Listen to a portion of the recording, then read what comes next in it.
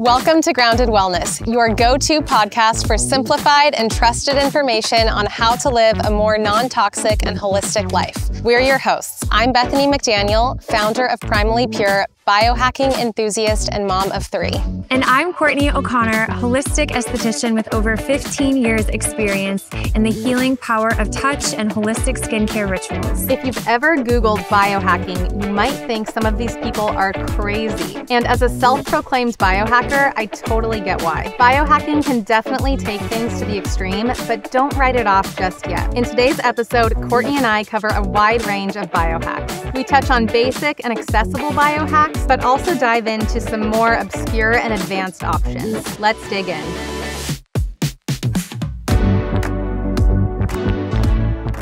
Hello, everyone, and welcome to Grounded Wellness. Courtney and I are here at the farm, and we are talking about biohacking today. And for anyone that isn't familiar with biohacking, Dave Asprey, who is the self-proclaimed father of biohacking, defines it as using science, biology, and self-experimentation to enhance health and life. Courtney, did you do any biohacks this morning preparing for this episode? You know, my morning was a little bit shorter of a routine to get out here on the farm for the podcast, but I did do my moment of stillness and breath work just to settle in and regulate my nervous system before filming today. Nice. What about you? Oh yeah, I did the hyperbaric chamber. I went in there and reviewed some notes for today, read my Bible a little bit, and then I actually did a rectal ozone insufflation. Wow. I know. Can you tell me about that really quick before we dive into It's hard to tell you really quick about a rectal ozone insufflation. Maybe we'll just cover it when we get to the ozone section. We might lose half our audience if I dive into the deep end that quickly. Yeah. We'll start a little slower. So the idea behind biohacks and why we're doing this episode is because we are up against a lot in our modern world. Yeah. Like, we are surrounded by more toxic exposures than ever before in history. Yeah. And so while these are not necessarily foundational, must-dos for health, they can be really helpful in mitigating some of the toxins that we're exposed to in this modern world. But I also don't want to downplay them. Like, some of these things can be really life-changing and even life-saving, as we'll talk about with some of these biohacks. A lot of these biohacks are pretty cool and can make a big difference in someone's life. Definitely. And we're going to talk about some of the more technologically advanced, like Bethany just mentioned a couple that you incorporated this morning, ones that may be a little bit more of an investment, but a worthwhile investment. And then more of the simpler, accessible, and more budget-friendly options. And just really encouraging all of our listeners in our community that regardless of where you're at on your health journey or your budget, that you can implement these biohacks and see such a significant change. And baby steps really do make such a big difference in your health. There's a lot of different options in the biohacking world. You don't have to go full throttle at it. You can kind of pick and choose what works for you. And I think one other thing I want to bring into the conversation is this concept of self-health that we talk about a lot at Primally Pure. Different than self-care, this isn't about doing the thing that you want to do necessarily in the moment that's going to give you that boost of endorphins and feel good. I think the self-care movement gets it wrong when it just relies excessively on this idea of indulgences and treat yourself. Like your puppy chow when you're pregnant. Yes. And then you feel awful afterwards. Yes. I told the story on a podcast episode that we just recorded about how I had this intense craving for Muddy Buddies, aka puppy chow. I made myself a batch of it with the cleanest ingredients I could find and felt absolutely terrible after eating it. Sometimes our cravings and our emotions lie to us about what we want. And so that's kind of where I think the self-care movement gets it wrong, of this overly big emphasis on self-indulgence at the expense a lot of times of your overall well-being. Because sometimes doing the hard thing in the moment is what's best for us. Sometimes not giving into those cravings or, whatever that temptation is what is actually best for us long term. Not that there's not a time and place for that. For sure. That's self-care. Self-health is more so investing into your own health, not from a place of narcissism or just wanting to feel good above everything else in life, but investing in yourself, investing in your health so that you can better show up for your calling, your purpose in life, and the people around you in life. Yes. And so that's, I think, like how biohacking fits into to that equation, like these little hacks that we can implement that allow us to show up as our best self. Yes, I love that. And I think too, sometimes biohacking can feel really intimidating and overwhelming, but really there is this beautiful back to basics approach as well. And how even just simple things that we're surrounded by in nature, like grounding and earthing, the breath work, things that we have access to on a daily basis, and just, reintegrating these basic habits into our self-health routine to biohack how we feel and our well-being. I think we come from a unique approach as well, because I think so often in this biohacking space and different experts or speakers or people who are implementing these biohacks can come from a place almost of trying to play God and outsmart death, essentially, and try to never die. Like, to be this generation that outlives everyone and can just play God, essentially. I had a friend who went to a biohacking conference, and he told me that there was a speaker who was quite vulnerable in his presentation, but how because he didn't know what was on the other side of death, and this fear of death, this fear of the unknown, he was trying to do everything within his power to prevent that from happening. And that just hit me so hard on, like, because we have this unknown of what's on the other side, we're essentially living out of this place of fear and implementing these biohacks purely to prevent the unknown from happening, which is also impossible.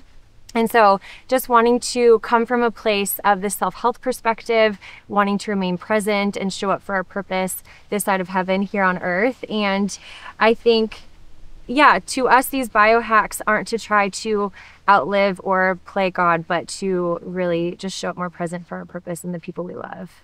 Yeah, this is not to be lumped in with Brian Johnson's $2 million a year quest for immortality. Like, that is not what we're talking about. That's not what we're advocating for. This is about just little things that we can do, little tweaks that we can make to be healthier while we're on this planet. Yep. Not because we're afraid of death, but because we want to live life to the fullest. Yeah. Yeah. Love that. Having said that, Let's dig in. let's dig in. All right, first biohack. We're starting out really tame with this one. Red light therapy. Love. This is something that both of us do. It's recognized as being very safe, very low risk, but also really beneficial. This works on a cellular level, improving the health of your mitochondria, which is the powerhouse and energy source of our cells. And as we know, healthier cells mean a healthier self. And so this is a really powerful one. It's also really good for skin health, really good for collagen production, balances skin tone, soothes inflammation, really good for tissue repair. There's one study that I was just looking at where they compared two groups, one that was doing red light therapy only twice a week and one that wasn't. And it showed a significant improvement in complexion and collagen density in the skin. Amazing. So this really works. It's really simple. It feels good. There's It's a lot not of a huge time commitment. No. Like, that study was just twice a week. twice a week. And I forget the total duration of time, but the total duration wasn't even that long either. So there's so many different red light devices on the market right now. I don't actually know which ones or which one you have and use. I have the Joovv handheld device. Okay. With the little dock that it comes on. Okay. I know Bon Charge has a lot of amazing. Yeah, Bon options Charge that we is love. great. I love their red light face mask. They're a great company. They have a lot of different options. But it's really easy to habit stack with this one too. Yes. You can do something else. I like What do you laying do? down and listening to a podcast, like on airplane mode Yeah. while I'm doing red light therapy. I'll also do it in the middle of the night sometimes if I wake up, my mind's like racing and I can't go back to sleep. That's a brilliant idea. It works so well. And I discovered this on accident one time when I woke up too early and I was like, okay, well, I'll just do some red light. I have nothing else to do right now. And after I did it, I noticed that within a few minutes, I was like super drowsy again. And I just thought, that's interesting. But I tried it a few more times and the same thing would happen every single time. And so now it's been years and it's like my hack for falling back asleep in the middle of the night. And that's amazing, because I feel like often the typical thing to do if you wake up at 2 a.m. is to scroll on your phone, and then you're getting that blue light exposure if you don't have the red setting on your phone. So instead of hindering deeper sleep with the blue light with your phone, you're doing the red light to help support deeper sleep. Exactly. I love that. Yeah. What do you do when you do red light therapy? I have this app that I love. It's like this meditation prayer app, and then I do legs up the wall to support my nervous system. That's a good one. I just lay and hold it, and I always forget to do that. Legs up on the wall. wow. It's a good one though. Yes. Highly recommend. And yeah, like 10 minutes is it. Yeah. It's really simple to incorporate. So easy to fit into your life. Yes. So do you typically do the face mask one? I have that More one so? and I have a handheld one. Okay. And so I just kind of rotate. Yeah. There's not really a rhyme or reason to it. Yeah. And do you feel anything when you're doing it? Like for someone who's never tried red light before, like what do you feel? What's the experience like? I mean, my skin, I feel like just, it feels a little bit more even, and like, I noticed like a improvement in texture and like softness. Maybe some of that I'm like imagining, but especially like with continued use, I feel like my skin responds really well to it. Yes. And I don't know, it kind of calms me too. Do you feel that way when you do it? I do. So I love doing it before bed because I do feel like it helps to just relax my whole nervous system. And after working on a computer all day and writing content, I feel like it helps to mitigate that blue light from the day, which I try to wear my blue light glasses. And I notice a difference with my tone and with my wrinkles, like especially on my forehead. Like I notice them soften when I'm really consistent with my red light. Although I will say I am prone to cold sores, and I have found if I don't wear an SPF lip balm, it sometimes can trigger cold sores. Really? For me. Interesting. So you wear an SPF lip balm when you do the red light therapy? I wear ours that we're testing. Yeah. Oh my gosh. Sneak peek for all of our listeners. But yes, Interesting. I have to wear that. I also think it helps with acne, with pimples. It does, yes. Yeah, because so it's good much. for easing inflammation. Yes. And so if I skin have a recovery. breakout or if I have a few pimples, I am extra committed to my red light therapy because it really does make a difference in how long it takes for those to go away. Truly, I'm obsessed with this hack because I feel like it incorporates like a full body health and skin health, and you see and feel a shift so quickly. And if you aren't able to invest in a red light device, which some you have like the full panels, which are definitely more of an investment, or they have like the smaller Sola wand type devices or the mask. But also just getting outside first thing in the morning for sunrise or sunset, that's when there's higher levels of red light from the sun. And so that's a simple, easy way to also get those medicinal benefits from red light in the sun. Yeah, free red light therapy. Free. We love that. Cold therapy. Don't love. So cold therapy, the benefits include boosting immune function, and that happens because it increases your white blood cell count. It's good for energizing the body. It can be anti-inflammatory, boosts mental clarity. It can be also really helpful for anxiety and depression. And different forms of cold therapy include like full-on cold plunge, like automated. You can also get portable cold therapy plunges, like Amazon has several of those options. You can set up your own cold plunge, like in the bathtub. You can take a cold shower, take a dip in a lake or a river certain times of the year in certain places and get cold therapy that way. So there's a lot of different ways to incorporate cold therapy into your life. You don't love it. Why not? Well, first of all, just because it doesn't feel the greatest initially, but obviously all the benefits you just mentioned, it's the self-health thing. Like it may not feel good in the moment, but you know, the long-term effects are definitely worth it. I think definitely in certain phases of our cycle, like I feel like men can cold plunge anytime, all the time, where with women, we have to be more mindful about where we're at in our cycle and not when we're menstruating or in our luteal phase, but when we're ovulating or like in our follicular phase, I think that could be great. I think the only time I've really been down to cold plunge is after I sauna. I feel like I can handle it a bit more and then it doesn't feel as intense. Yeah, that's the only time I do it. Okay, amazing. And how often do you do yours?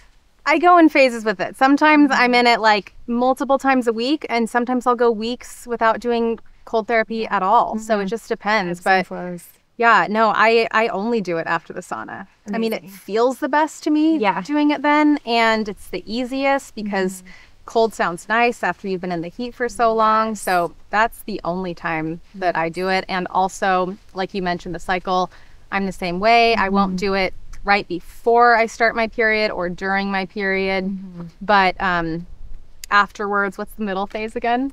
During ovulation, ovulatory. Yeah, but I love cold plunging during the ovulatory phase and kind of a little bit before or after that. Yes. And how long do you typically stay in the cold plunge, and what temperature do you typically keep it at? 52 degrees is what we keep ours at, and I'm in there anywhere from like a minute to 3 minutes. I don't go for that long.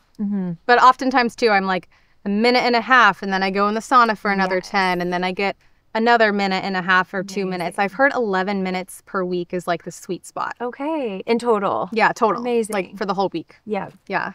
I do feel really good when I do it. Yeah. Like I feel energized. I feel amazing. I think there's also something to this idea of like starting your day for people that cold plunge in the morning, like starting your day with something really hard and then overcoming that. And then the other challenges that you face throughout the day don't seem as difficult because you've already chosen to do something really hard. Yes. On that note, my fiance, actually, he does his cold plunges pretty consistently because it also increases the size. I call it MC for short because I can't remember the full name of it in our brain. But when we do things we don't want to do, it actually increases the size of that in our brain, which increases our capacity and our resiliency. And so whether it's cold plunging or another biohack or something else for our health, when it's something and that's just the beauty of discipline too. It's like, I know this is good for me. I don't want to do it, but I'm going to. And it actually increases our resiliency and capacity over time. Yeah. So maybe I need to start doing my cold plunging and help that grow a bit. And what are your tips, Bethany, when you're doing your cold plunging to like help you stay focused and like stay in the cold plunge? Well, first of all, I'm really not that tough with it. I mean, as you can tell by the amount of time I'm in there, it's not that impressive. But it's still hard. I mean, you still have to like tap in a little bit to that mental strength. And so I just breathe. I just like I don't try not to panic. I try to go to a place of just calm and focus on my breathing and just tell myself like it's kind of like childbirth, like this hurts but it's okay, like it's okay, you're uncomfortable but you're okay, you know, just kind of like keeping that mindset, like telling your body you're safe, this is a good thing. Because it can be quite shocking when you get into the cold plunge. This is something that is fun for my kids too, like they see us doing it, and so they like the idea of it, and they're curious about it, and they'll try it, but they obviously like don't last very long. But it's fun to see them just like, it's fun to see how it sparks their interest and curiosity and their like willingness to do challenging things. Amazing. Yeah. So on the opposite of cold therapy, let's talk heat therapy as another biohack. And similarly, there are lots of options to implement heat therapy. One is something we've already touched on, but the infrared saunas, which we absolutely love. And I'm excited to talk to you about that because I know you have one and use it regularly. And also dry saunas. And so this heat therapy essentially rises your core temperature, and it creates this hormetic stress, which is what we've been talking about. So it's beneficial stress that builds the resiliency within your body and within your health. So talk to us about your experience with saunas and the benefits that you've experienced doing this consistently. Yeah, I love saunas. Our infrared sauna was like the first health investment that my husband and I made, and may still be like my favorite biohacking tool that we have in our toolkit. It just feels so good. Like you notice an immediate difference, and it's not like the cold plunge also feels good, but it's more of like an energizing, jarring, like alertness, good feeling, the cold plunge. And the sauna is just like, it's like a reset. It's feels so therapeutic. It's relaxing. You can do it in the morning. You can do it before bed. And no matter what, it's going to be beneficial. So I love the sauna. It's so detoxifying. Like just sweating is so good for you. It's one of the most important ways that our body gets rid of toxins. And I don't think most of us sweat nearly enough. But you don't have to do like a grueling workout to like get the sweat on. Like you can sit in a sauna. Amazing. It's like a shortcut. But I can't say enough good things about sauna. I love this study that was done in Finland where most people sauna regularly. So the control group for this study was actually people who sauna once a week, because that's just the norm there. Like everyone's going in the sauna at least once a week. So the control group were people that went in the sauna once a week. It was a 20-year study with 2,000 people. And they compared the once a week sauna goers to people that did 2 to 3 sauna sessions a week. And then people who did 4 to 7 sauna sessions a week. So the people that did 2 to 3 sauna sessions a week had a 24% lower risk of death overall. Wow. And then the people that went in 4 to 7 times a week had a 40% lower risk of death overall. That's a real biohack right there. Right. Like, wow. There's your proof. Yeah. And those numbers are pretty crazy. Like going in the sauna 4 to 7 times a week to have a 40% lower risk of death. It's pretty remarkable. Wow, I love that. And so what kind of sauna do you prefer and what do you have? So I have a sauna, an infrared sauna from a company called Heavenly Heat. And what I love about Heavenly Heat is that they don't use chemicals to treat the wood that they use to make the saunas. They don't use glues to make their saunas. And the problem with using chemicals to treat the wood and using glues is that when you're in the sauna and obviously the temperature is really high, that can release a lot of fumes that you will then breathe in if there's like a bunch of chemicals and glues in there. So I love that about Heavenly Heat. We started with a really small model and now we have one that all of us can fit in at the same time. So yeah, they're a great option. And then there's more budget friendly options. There are sauna blankets. Bon Charge has a great one. What are your thoughts on the blankets? Because I feel like we've had some questions of, are they as effective? Are they worth purchasing or should they hold out for like the real thing? What are your thoughts on the blankets? I mean, it's hard to say exactly. I think like I think the real thing is going to be like the best option that you'll probably like use the most and get the most out of. I think the blankets can still be really effective though, if that's just like way out in the future for you, like getting a real wood sauna. I think the blankets can be super effective and a great option. I have lots of friends that use them and love them. Amazing. Love that. Yeah. And then hot baths are one for the heat therapy. Yeah. And I think there was a study done where a 30-minute bath burns as many calories as a 30-minute walk. Yeah, so, I've heard that. And obviously won't have like the same like benefits for your muscles and things like that. But totally. But yeah, hot baths have a lot of their own benefits and really effective for detoxifying. I love taking hot baths with Epsom salt. Yes, add our sea soak in there. Yeah. Love. And sometimes I find that I'm surprised by how much I will sweat in a hot bath. Like they're super effective for that. I also love just being in a humid place and like walking outside for like 30 minutes. Like last summer we did a big road trip and we spent a lot of time in the South. We were in like Florida, South Carolina, Georgia, and it was just so hot and muggy and humid. And I know that sounds horrible to a lot of people, but I was just like, yes. No, I thrive in that space. I like give me heat and humidity. I thrive in the heat. Just like walking out and being drenched in sweat. Yes. I'm like, oh, yes, I love so that. Good. Yes. We're like describing some people's worst nightmare. Absolutely. Right I think I grew up in Michigan as well, where we're under snow for like 9 months out of the year. So I think I'm past my cold phase of life, and I'm like, give me all the heat. Yeah. I grew up mostly in California, and so traveling to those places in the past, like initially it was kind of shocking to me and it was like really pervasive and overwhelming, but as I've gotten older, I've just grown to really love it. Okay, next topic, grounding. This is a favorite of Courtney's. Courtney has been grounding before this was being widely talked about, before it was accepted by the masses. I don't know if it's fully been accepted by the masses yet, but I think it's going in that direction. What do you love about grounding? This is a biohack, which it's so incredible that we can even call this a biohack. It shouldn't be a biohack, really. Yes. Like it truly, this is foundational. Yes. Like I know at the beginning we said these aren't foundational. This one is though. Absolutely. And it is free. Yeah. Like fully free, being barefoot on the earth, which is what we're doing here. And I have found this to be the most immediately grounding experience, like truly the way that it just allows me to exhale more deeply and regain perspective. And it's incredible to know, like, you feel the immediate shifts in your nervous system, in your mindset, just lowering stress levels very quickly. And then on a very scientific level, looking at scans of the body, it actually lowers inflammation immediately. Like inflammation cannot be happening when we are connecting to the earth in this way. And so I love it because I also just think like this is how God created the earth, like as medicine to help to heal us. This is one of the most healing things we can do for our body and mind and nervous system.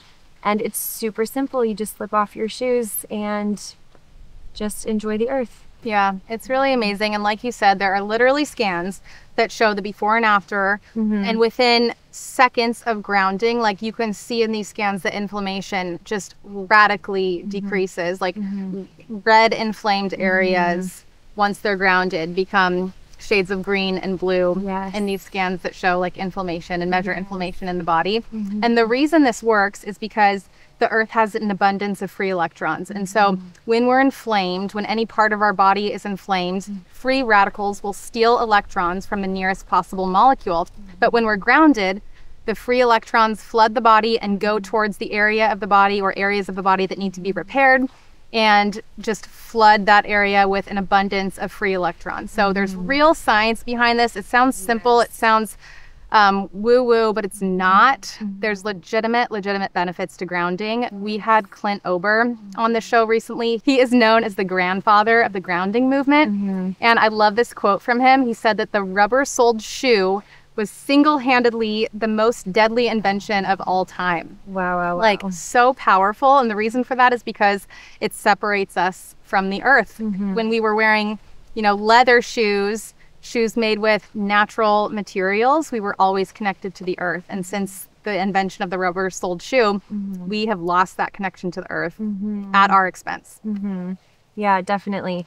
And so even practicing grounding, if you don't have access to be barefoot on the earth, like if you are buried in a bunch of snow or you live in a city, there are other ways. Like even if you're walking barefoot on concrete or gravel, that's not sealed. That's effective. Walking on lakes, rivers. I think too, even like moist earth helps to accentuate and enhance the it's more effects. Conductive.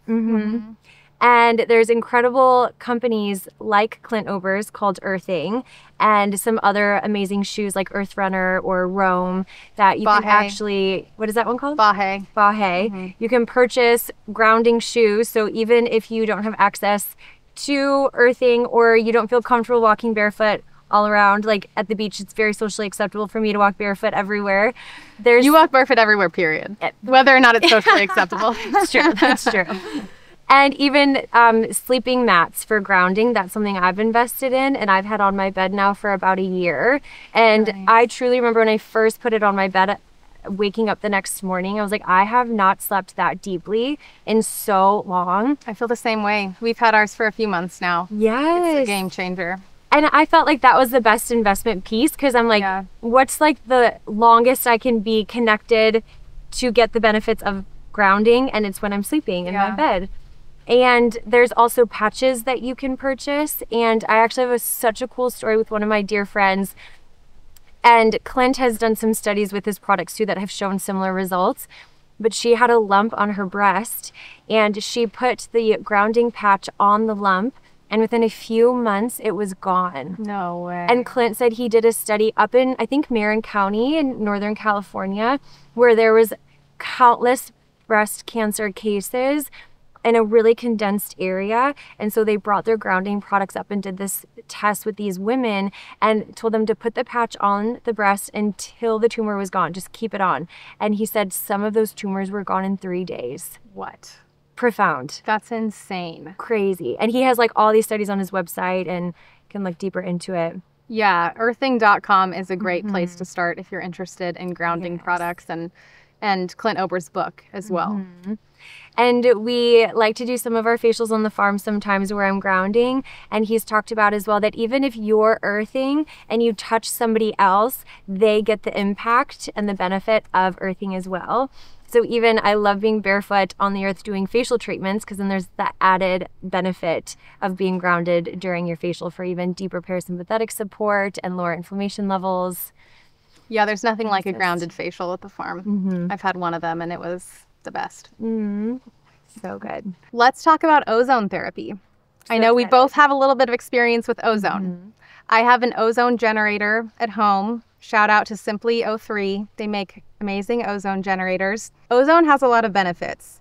It is O3. So oxygen is O2, ozone is O3, and it's oxygen with an extra molecule. And what that extra molecule does is it attaches itself to pathogens in the body, and pathogens can't live in an oxygen-rich environment. So it's really effective at eliminating pathogens from the body in different capacities.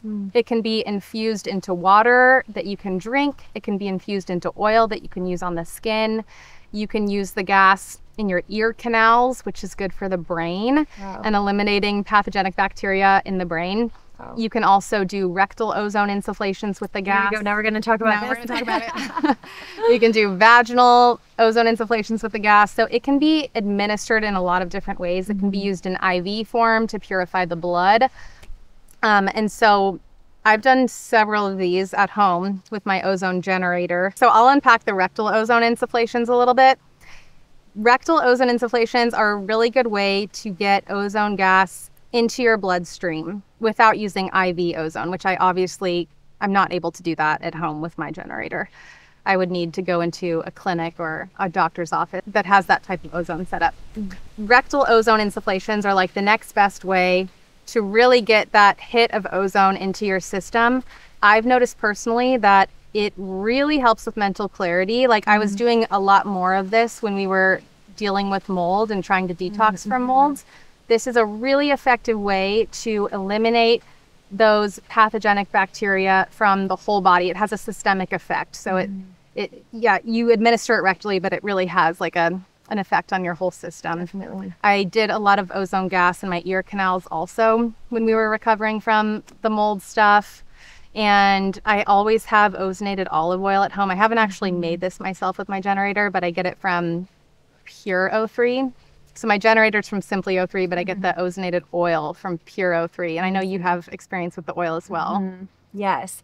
So I mentioned previously with the red light, I am very prone to cold sores, sun exposure, stress, sickness, even in my cycle before I start my menstrual cycle. And have tried every possible cold sore cure on the planet, I feel like. And it'll work once and then it will stop being effective. Ozonated balms are the first thing I have found that consistently cut my cold sore healing time in half. And so I just dab it on as soon as I start to feel that little tingle, and within a few days it's gone, which is a godsend for me. That's amazing. And what company do you get yours from? Taylor, social media manager, told me about a brand from Canada called Living Libations, and she's based in Canada. So she sent me a sample to try, which I was like, I'm forever indebted to you for this. So it's an ozonated balm that they create. I've used the ozonated olive oil on breakouts also, and it's really effective. Yeah. It does have an interesting aroma to it, like the ozone. People say it smells like rain. Oh. Which makes sense because our atmosphere has an ozone layer, and some of that comes down after a rain. I love that. Yeah. I have a question on all these different forms of administering ozone.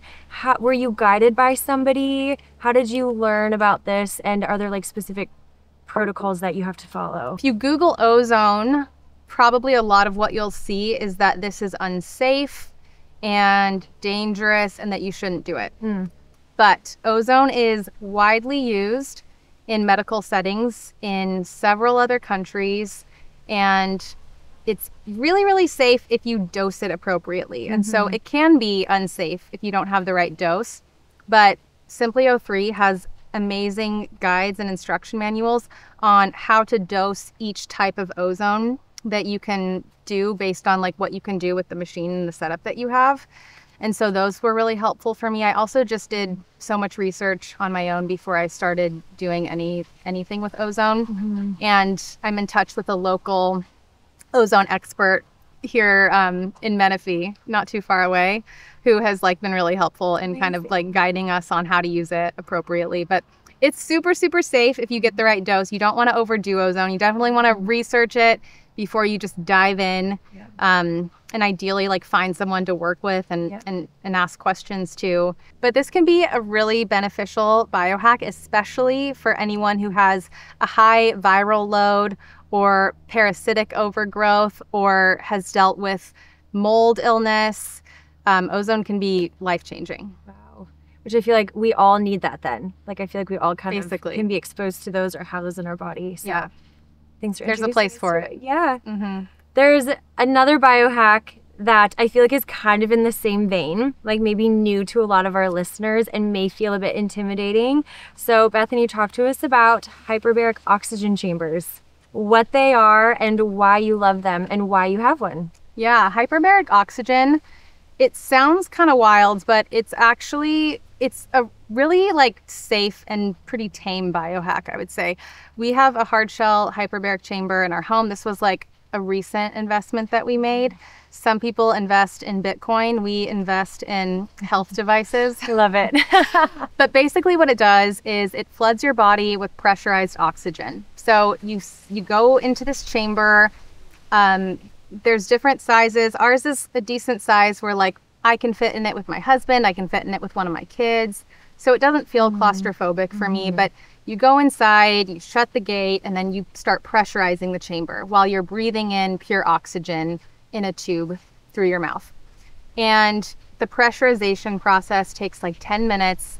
You want to get it to a decent pressure. So you're in this pressurized chamber, breathing the oxygen, and it just floods your body with oxygen, and it floods your blood, your tissues, oxygenates your whole system. And so as you can probably imagine, this is just good for like almost anything. It's really good for longevity. There was a study done in Israel where they showed that hyperbaric oxygen therapy increased telomere length. And so telomere length is a biomarker of longevity, like our telomeres shorten as we age. And so I think this might be the only thing that has ever been shown to actually increase the length of our telomeres. And our telomeres are a part of our DNA.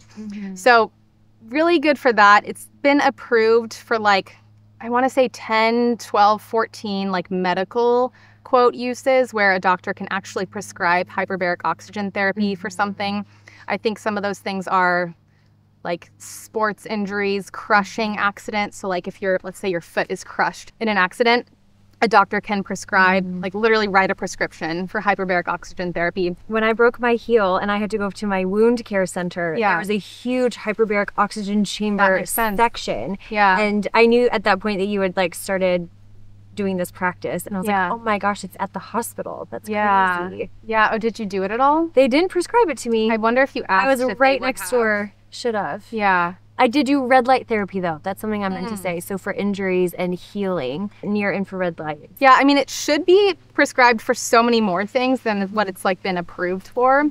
Head injuries are another thing. Like a lot of NFL athletes that have these debilitating head injuries have gotten better with hyperbaric oxygen therapy. With brain scans, you'll have a scan showing parts of the brain that are like not functioning and essentially just like dark. And after hyperbaric oxygen therapy, like come back to life, really, and start working again. So it's really cool. How frequently do you do it? Would you say? I try to do it twice a week because it takes some time. Like to get it pressurized alone, it takes about 10 to 15 minutes. And then you have to be in there for an hour. And then to depressurize, it's like 10 minutes to depressurize. So it's a bit of a commitment. Yeah. And with ours, like you're not supposed to bring phones in or computer because what could potentially happen is like the battery could explode under the pressure, which would be very, very bad and deadly. Gosh. So we just steer clear of that. Definitely. I think with some chambers, people do bring devices in. We just don't do it. And it's kind of like, it kind of protects the space as well as like a place that you just go to read. Or like for me, I'll look over podcast notes and prepare sometimes for these mornings. Yeah, so I try like twice a week. So good. Wow. Yeah. For those listening that might be interested in pursuing this biohack, do you have any resources or recommendations on where to go, how to start implementing it? Yeah, if you don't have a condition that warrants a prescription for hyperbaric oxygen therapy, and if you do, you'll probably have to ask for it. Like most doctors won't just prescribe that. So it's something that you would have to like advocate for and really push for. But aside from that, there are lots of like these standalone like clinics that have them available. They can be quite expensive even just for a session though. But that's an option. There are a lot of like these health centers that have them now. Is it like a range of a rate that it would cost to? Yeah, I think so. And it probably depends on like whether it's soft shell or hard shell. The hard shell ones are more effective, but also more expensive. Okay.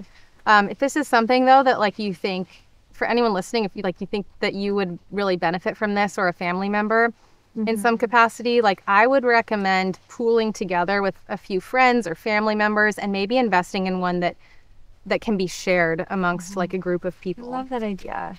Yeah. I feel that way with the sauna too. Yeah. Get the neighborhood together and get a neighborhood sauna. Right. It's like health insurance, like community health insurance. Yeah. Okay, breath work. This is such a simple one. I feel like it would be easy to overlook, but it's super powerful. How do you incorporate breath work into your day? This is the one I did this morning, and similar to grounding, the immediate effects that I feel by really tuning into my breath and really being mindful and prioritizing that, it immediately shifts your nervous system. Like when we incorporate breath work, it activates our vagus nerve, and our vagus nerve is the longest cranial nerve in our body. It actually contains 3/4 of the tissue in our parasympathetic nervous system. And so our breath is a direct link to our nervous system. It's like our body's chill out button, essentially. And so especially with just living in just chronic stress a lot of the times and living in our fight or flight phase and in the sympathetic state, breath work is something that we always have access to. Like we can always take a moment and just slow down. It's another free one. It's another free one that we always have with us. And a breathing practice that I really love is the extended exhale. And so breathing in for 4, holding for 4, and then exhaling for 8.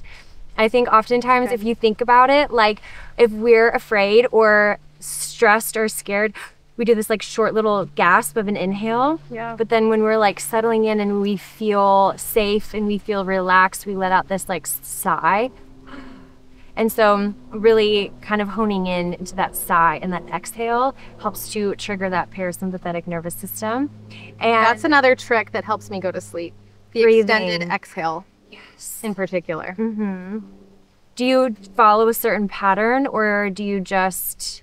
I do this thing, and I don't even know where I got this, but it's like 6 seconds, or no, I'll start with like 3. Like 3 seconds in, hold for 3 seconds, 3-second exhale, and then I'll go up to like 10. And then like back down to 3. Like 3, 3, 3, 4, 4, 4, 5, 5, and then... So I don't know where that came from, but I started doing that a while ago. Yeah. Yeah, and I'll do Wim Hof like during the day, Yes. usually. How is the Wim Hof breathing been I for like you? it. I feel like some people say it's too intense. I don't feel like it's that intense. Like I love the breath hold. I feel like that is a great way to like oxygenate the body, the deprivation hold, and then like the hold at the top of the breath. I don't know, does something. I like it. I almost feel like, can you lead us in that? Can you do it? Like right now. Yeah. I mean, I feel it would take a long time because I would have to do. Yeah, I'd have to do the 30-minute, the 30 breaths in and out. Oh, okay. And then you like after the last one, you breathe out and then you hold, and it's like a hold for like a minute. Okay. And then you take a deep breath in, and then when I'm like, the more I do it, the longer I can go. Wow. So sometimes I'll be able to do like a 2-minute plus like breath hold. Wow. How do you feel after that? Really good. Wow. Centered. Yes. Yeah. Wow. Energized, but not like jittery or like, yeah. I think some people think that it's just like too intense, but I don't know. I like it. Oh my gosh. I haven't tried Wim Hof, which is I was like, can you lead us? But that's like a good description of like what it entails. Yeah. And I just feel like I really love the self-help practices and the biohacks that really support our parasympathetic nervous system, because that's when our bodies can regenerate and heal and repair. And I feel like our breath is one of the most powerful ways to support that and to regulate our nervous system. And when we're regulated, that has an effect on the people around us, and we can actually co-regulate others. So even like, I don't know, do you ever do this with your kids where you like breathe with them if they're ever like really heightened or really having a moment. Yeah. Have you seen that be beneficial with them parenting? It's so hard for them when they're so caught up in the moment and their emotions to like pause and breathe. It's like we're still kind of working on that, but yeah, it's super powerful if they can take a minute and like just, it really helps to calm them. Yeah. Mouth taping too, I wanted to touch on with this as a way to help breathing, because there's a lot of information around mouth breathing versus nose breathing. And so even mouth taping to support breath and breathing and getting that just proper oxygen through the nose and doing that while we sleep can have a big effect on Do you do it? sleep quality.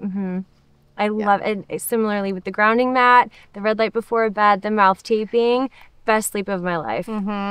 Definitely. When I go to sleep now, yeah, there's just so many things. When I travel and I like have to put all the stuff together to go somewhere, I'm like, this is crazy.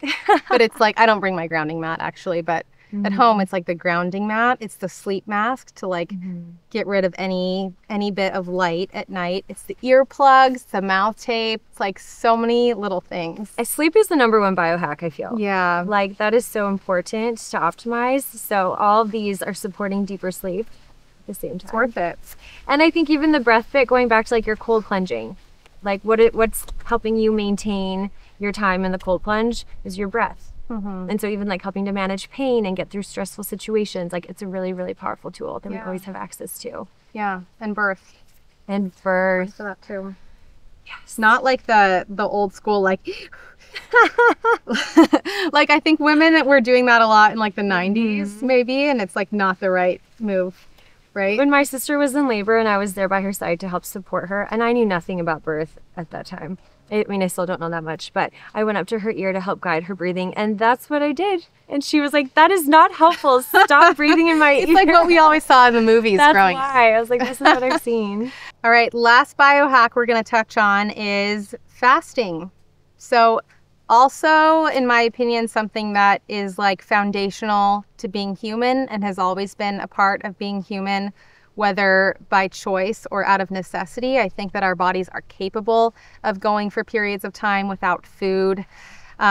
This is something that I've gotten into a lot over the last several years, and I have found there to be really profound physical, mental, and spiritual benefits to fasting. My favorite physical benefit of fasting is just the autophagy and the cellular cleanup that happens when you're in a fasted state.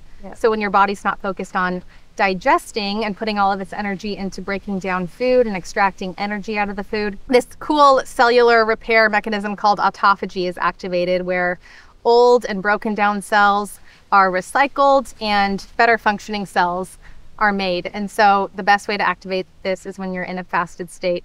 And I actually, like, when I first got into fasting, I really like felt the benefits of this. Like I felt more clear and clean, and like it just, I could feel like the cleanup that was happening in my body. Like how long into fasting. your fast did you start to feel these effects? Even just with intermittent fasting. Okay. Like, and for me, that's like a 16-8 fasting eating window. So fasting for 16 hours and then eating within an 8-hour period during the day, which I don't do all the time now. But when I started out, I wasn't diving into like multi-day fasts right away. I started with intermittent fasting, and even with that, I felt a lot of those benefits. And then especially when I started doing extended fasts, I really experienced those benefits. And the mental clarity, that was another one that was huge. I will say, like, before I get into all of this, like, I do a lot less fasting now. I feel like my body, it was really beneficial in the beginning, having gone a lifetime of like eating, snacking, always throughout the day, from like when I would wake up to when I would go to sleep. So in the beginning, I really reaped the benefits of going for periods of time without food. And now I feel like I don't have to do it as often. And I kind of do it intuitively based on like when I feel like my body needs it. And like more like a reset? Yeah. I think you can definitely overdo it with fasting. It can be detrimental if you do too much of it, like any of these biohacks, you know. But I also don't really agree with people who say that like women should never fast and that fasting is not a good idea at all and it's not healthy. Like totally disagree with that notion. I've also found it to be so beneficial kind of like with cold plunging in terms of just the mental discipline of doing something that's hard. Yeah. And kind of like the rewards and the transformation that can come from doing hard things. And then spiritually as well. Like for me, like as a Christian, the Bible says, like, the Bible doesn't talk about fasting in the sense of if you decide to fast. It talks about in the sense of like when you fast. So I believe, like, as a follower of Jesus, it's something that we are called to do and incorporate into our lives and really like commit ourselves to praying for certain things and accompanying that with fasting. And so I've seen the benefits of that personally. And going forward, honestly, like now fasting is more of that for me. Like when I do engage in it, it's more of a mental, spiritual thing and less of a physical thing. Yeah, that's so beautiful. Thanks. Love that. Bethany, what are some resources you would recommend if people are new to fasting and wanting to start incorporating it? Yeah, Dr. Jason Fung has a great book called The Complete Guide to Fasting. Will Cole also has a book on fasting that I read. That one was really good. And then I've written a few blog posts about fasting that I think are really helpful, where I explain like exactly how I started the process, because like I mentioned, I was someone that was like snacking or eating from the time I would wake up from the time I went to bed all of my life.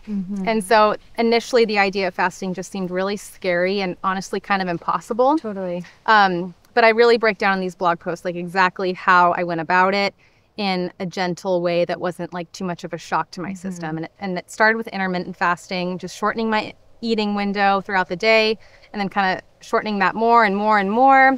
Not every single day. There were still some days where I would eat breakfast, lunch, dinner, normal. But yeah, it was kind of a gradual progression, starting with intermittent fasting and then getting into like my first 24-hour fast and then my first 72-hour fast. And the longest one I did was a 6-day fast. And I have a blog post on purelife.com all about that.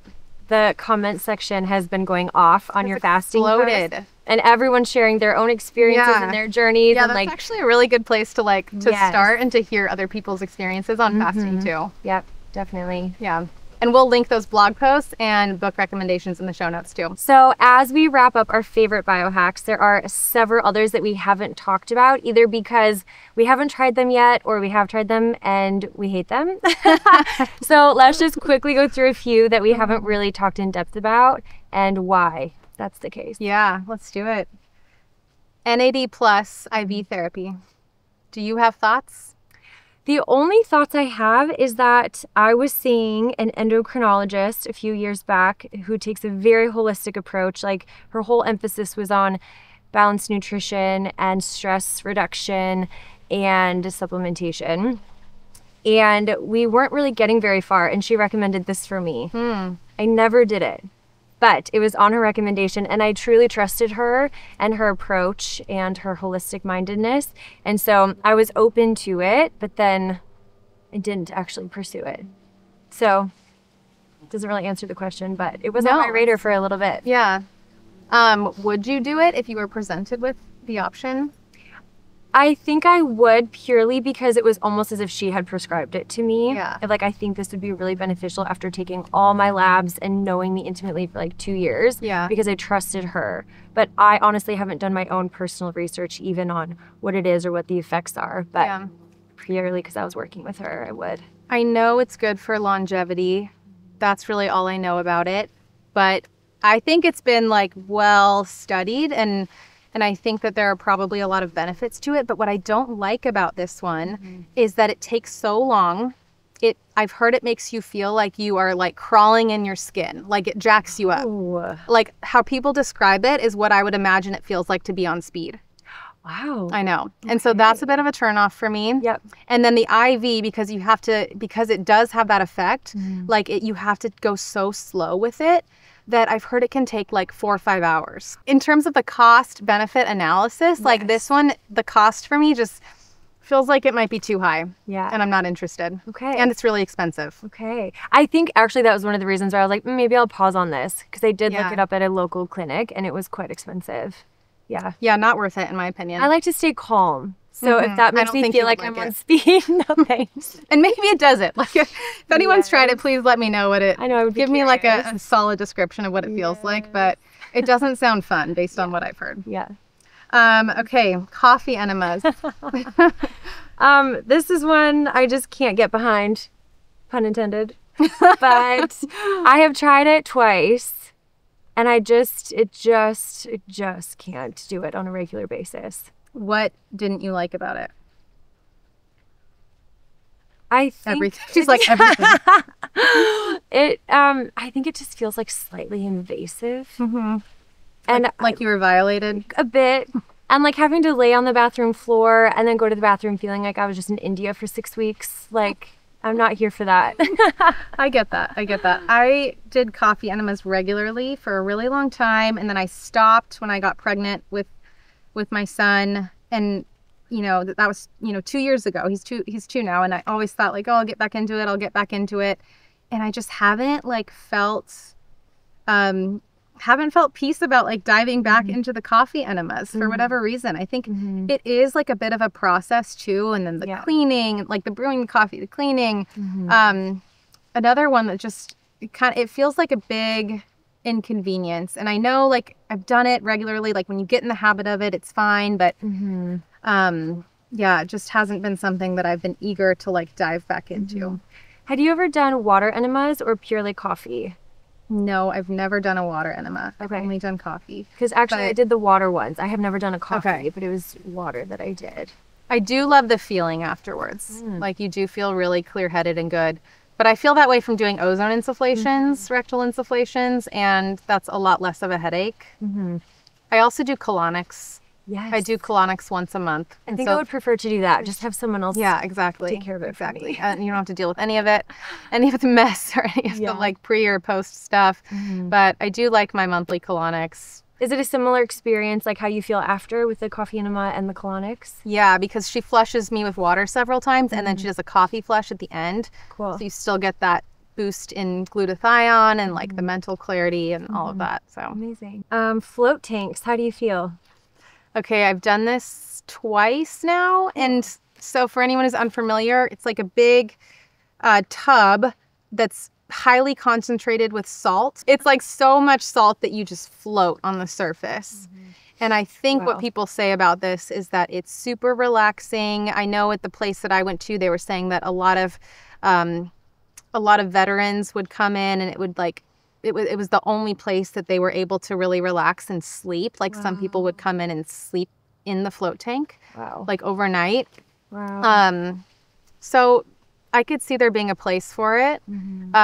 It's not something that I would like spend time on or pay to do. I just didn't get that much out of it personally. Did you feel claustrophobic in it? No. Or like, okay. No, I just didn't like it. It was just kind of like, oh, that was just floated for an hour. I did float in the Dead Sea and thought it was a cool experience. Well, that would be really, but that's like out in the open in nature and Yeah. not in like an enclosed, like. no, that's an experience for sure. Yes. This I'll do was that like one. trying to emulate that, but kind of missing the mark in my opinion. Yeah. What about wearables? The Oura Ring, the Whoop bracelet, like these things are so popular right now. So popular. Would you ever get any of those or try any of those? I feel like I have an unpopular opinion, but I do not love them.